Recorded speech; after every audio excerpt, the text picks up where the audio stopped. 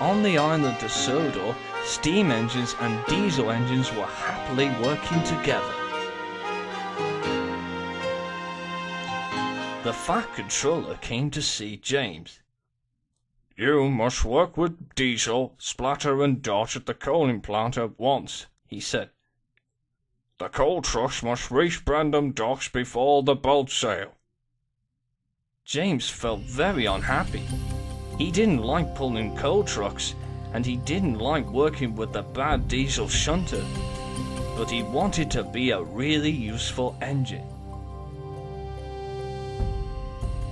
When James arrived at the coaling plant, Diesel, Splatter and Dodge were there. "Hello, James," oiled Diesel. "Are you afraid of getting your splendid red coat dirty?" "No, it's because I don't want any trouble from both of you," huffed James.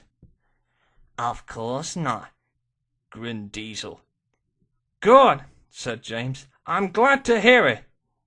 And he went to work at once. James was pushing his trucks of coal together, but the diesels had told the trucks to slip their brakes on.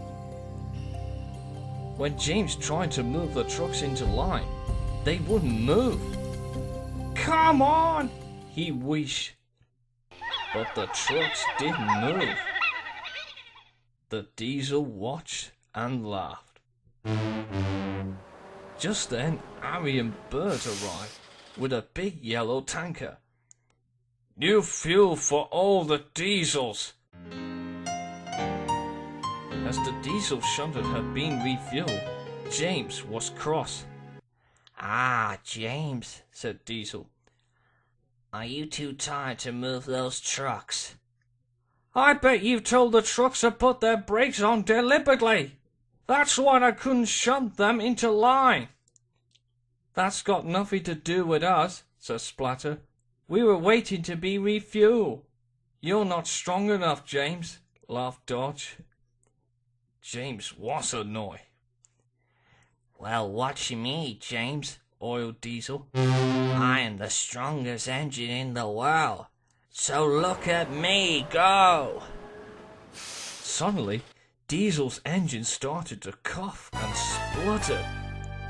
Black smoke billowed from his exhaust. "I feel sick," cried Diesel. "So are we," spluttered Arry and Bert. "We don't feel so good," wailed Splatter and Dodge.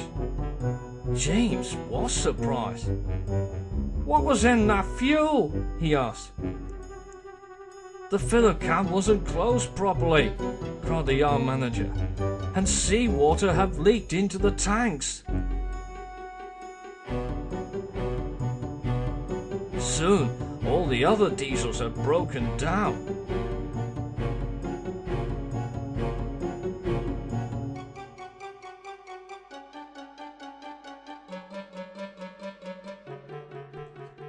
When James heard about this, he was very worried. "I must help the diesels, or they'll never be really useful again," he wished. "But first I must get my coal trucks to the docks before the ship leaves."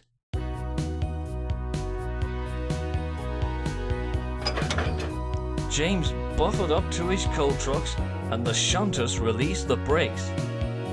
And James set off for the docks.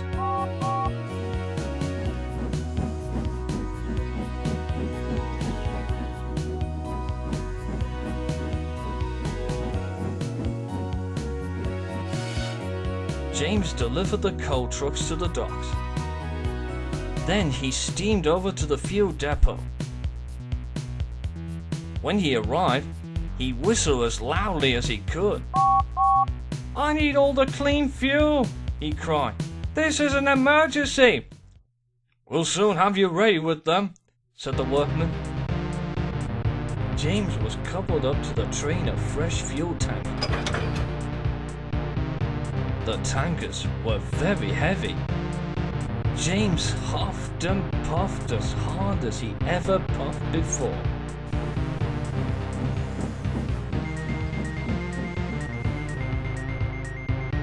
James steamed all over the island delivering fresh fuel for the diesels. He delivered some fuel for Boco and Derek, some for Mavis and Daisy, and some for Bear and Patrick. Well done, James, tooted Thomas. You're very helpful today, aren't you? Yes, Thomas, puffed James, but I still got one more deliveries to make. At the coaling plant, all work has stopped. Diesel was as green as a leaf. Arry and Bert groaned. Splatter and Dodge felt very glum. Then they heard a whistle. James puffed into the coaling plant with the last fuel tanker. Fresh fuel for you, diesel shunters, he whistled. The diesel shunters had all the bad fuel drained out of their engines, and all the good clean fuel poured in. Oh, that's better, sighed Arry and Bert. Marvellous, sighed Diesel. We're back on track, cheered Splatter and Dodge. Soon the coaling plant was clattering with the sound of work. And finally, the diesels took their trucks of coal to Brendam Docks. James had already delivered his coal before, and he puffed happily home, which means his work with the diesels was done. When James got back to the shed, the Fat Controller was waiting for him. Well done, James, said the Fat Controller. You have saved all of the diesels around the island.